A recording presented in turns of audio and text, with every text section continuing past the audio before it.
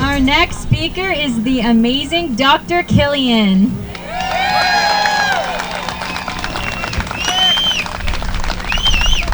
Thank you, Nicole. So the people that have seen me speak before in some of the other rallies know that I usually don't have a speech.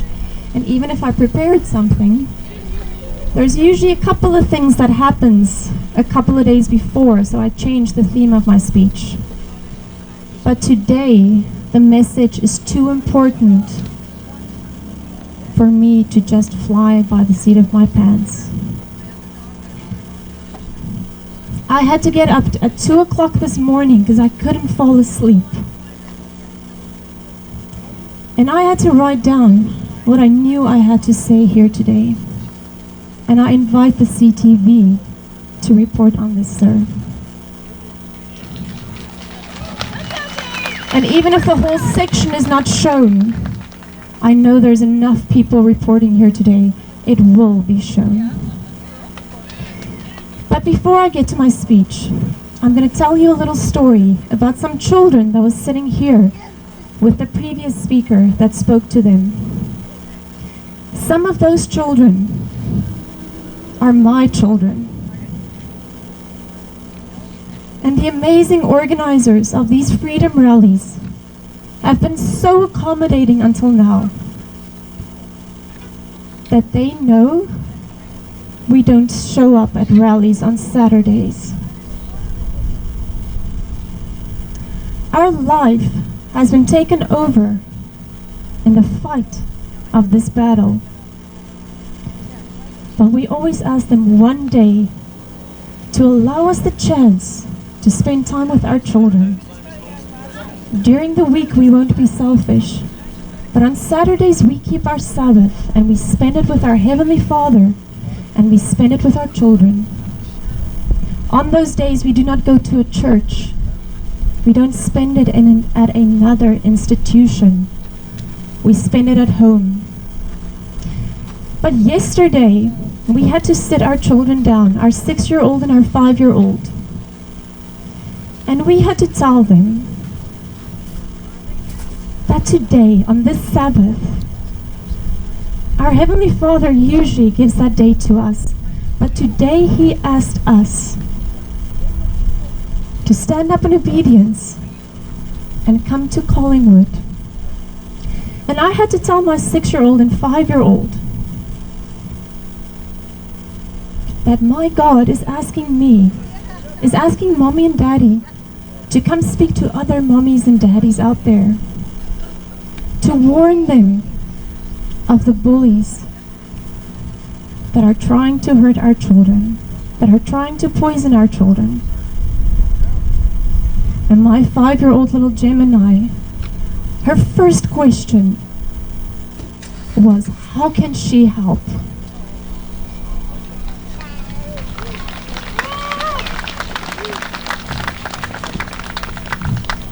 My 6-year-old asked me, how quickly are the children going to die? As a medical person, I couldn't answer him. I told him I don't know. But I can try my best to see that it doesn't happen. And that is why I'm here today. And now I'll get to my speech.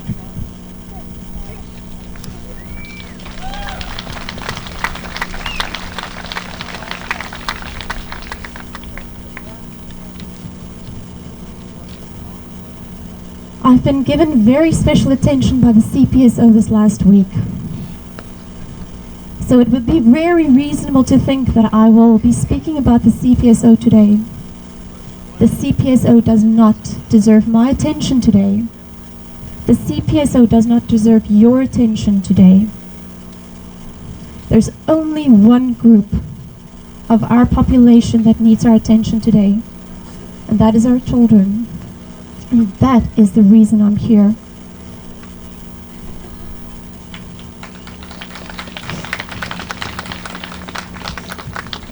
So I'm not a pediatrician. I'm a family physician and an ER physician. But as a family physician, the pediatric population formed a big part of my practice. But as an ER physician, it is the ER physicians that treats pediatric emergencies, pediatric traumas, pediatric injuries. It is the emergency physicians that runs to the code pinks in our hospitals. Even though every single ER physician knows when you hear a code pink called, everything inside of you wants to run the other way, because you honestly hope somebody else gets there before you, because nobody wants the life of a child on their hands. There's something, you don't even have to be a believer or spiritual, that every single healthcare worker, when they're involved with a pediatric case, and that case goes bad, it affects every single person. It doesn't happen with the adults. But every single life of a child that is lost is a tragedy. Sometimes tragedies happen. Sometimes life happens. We can't prevent it. We can deal with it. But in this case, the tragedy that awaits us can be prevented. And it's up to us to prevent that.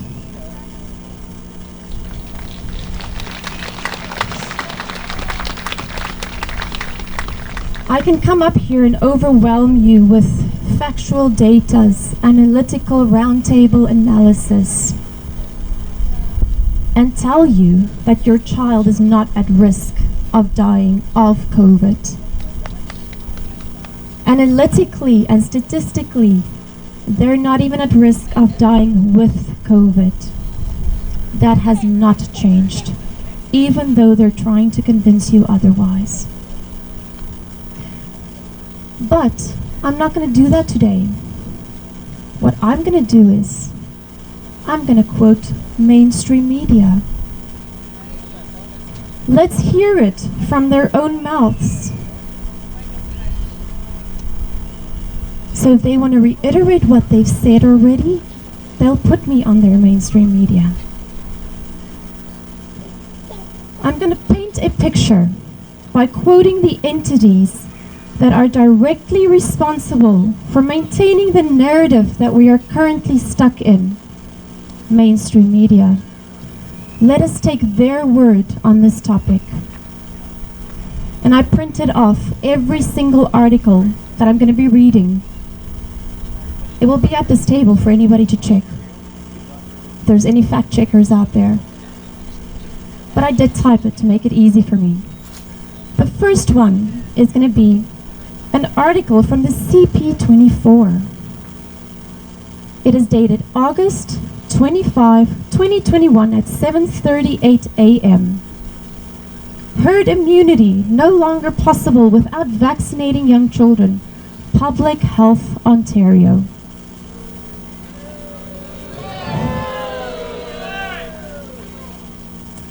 And I'm going to quote from their own article. Moving to vaccinate those still ineligible, children under the age of 12, is still at least months away. UHN infectious disease specialist Dr. Isaac Bocock is quoted here. We should not rush any science. We have to let the clinical trials be completed so that we can ensure when populations under 12 are vaccinated, we have an excellent safety profile and efficacy of vaccines in that cohort. Incidentally, the only study that has been done on children with this vaccine ends on June 18, 2024. So the CP24 was smart enough to find at least one doctor to speak in that article. But then they moved on later in the article and they allowed a political speaker to speak there. They've been doing that beautifully for 2 years now, So let's hear what their political leader said in that same article. Ontario NDP leader Andrea Horwath said Wednesday, and this is a quote from this article, that the Ford government should immediately prepare a plan to deploy COVID-19 vaccine clinics to schools. So the system is ready to administer shots the moment Health Canada approves one of the vaccines for use in kids under 12. This was August 25, 2021. Then we move forward 2 months, just 2 months. CP24, October 26, 2021, at 3:57 p.m. And the heading says, as Ontario readies to plan to vaccinate younger children, Ford says he understands some parents are hesitant.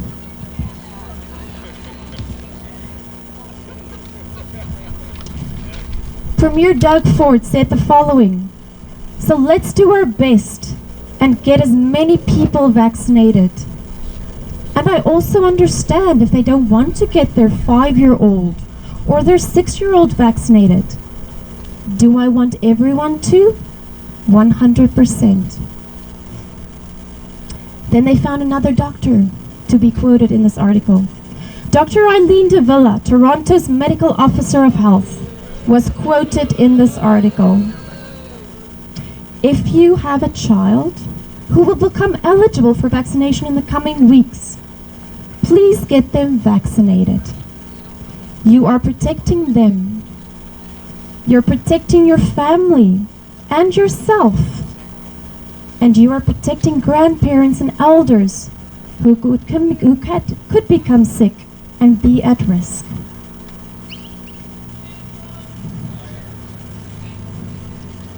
As with all COVID-19 vaccines, the department will prioritize the review of the submission while maintaining its high scientific standards for safety, efficacy, and quality, Health Canada stated in the same article. And the line just after that reads like this. Canada has already signed a deal with Pfizer for pediatric doses of the COVID-19 vaccine. So let's move on a little bit later in that day. In fact, actually 19 minutes later. NBC News reported on October 26, 2021, 4:18 p.m., FDA advisory panel okays Pfizer vaccine for children 5 to 11 years old. And this one I'm going to read from their own piece of paper.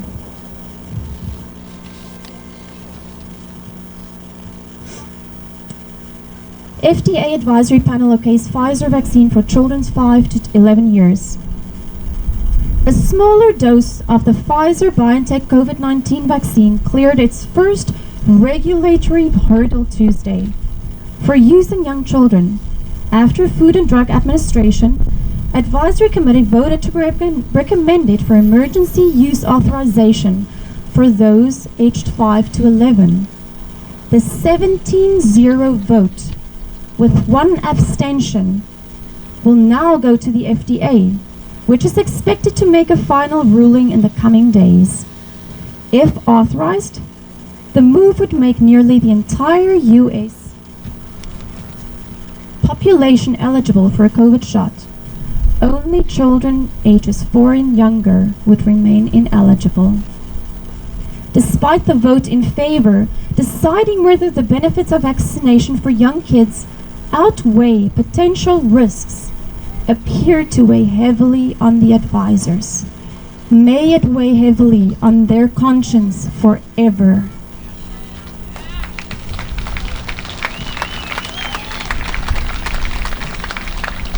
They stated, this is a much tougher one, I think, than we had expected coming into, said committee member Dr. Eric Rubin, editor-in-chief of the New England Journal of Medicine. The data show that the vaccine works and it's pretty safe. His own words. We're worried about a side effect that we can't measure yet. his own words. And he referred to a condition called myocarditis. Also at issue was whether the vaccinations were needed at all, given the generally lower risk of COVID to children, on October 26 in a NBC article.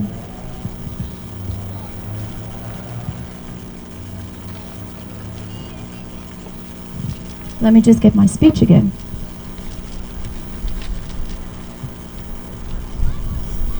So despite the hesitations, the FDA approved Pfizer's EUA for children ages 5 to 11. The following is a quote by one of the voting members, H. Cody Meisner, prior to voting. "We simply don't know what the side effects are going to be." H. Cody Meisner, I can tell you as an ER physician what I saw in adults with the same vaccine that you're planning on using in our children. Is it reasonable to presume that we might see the same adverse effects in our children and possibly worse? Then we move forward a couple of days later, spotted in Whitby on a Durham Transit bus. There we go. Thank you, Ryan. Kids have strokes too. Know the warning signs.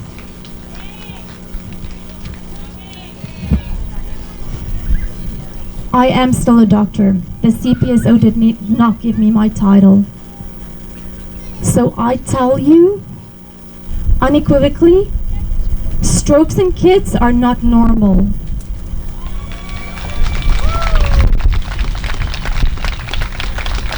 Myocarditis in adults, not even speaking about children, is not normal.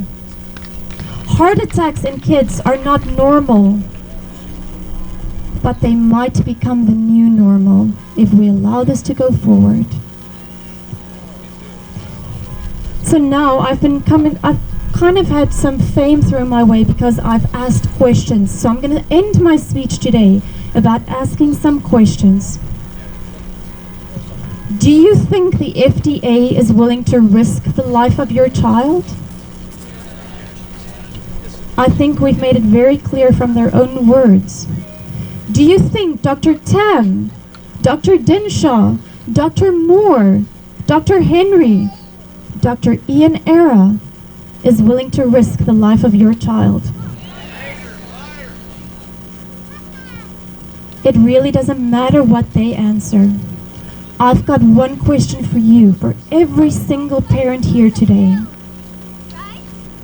Are you willing to sacrifice your child?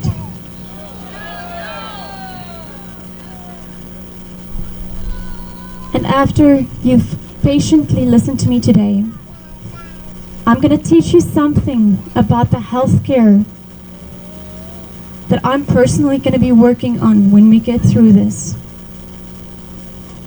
I'm going to teach you the role of a physician and what my role should be.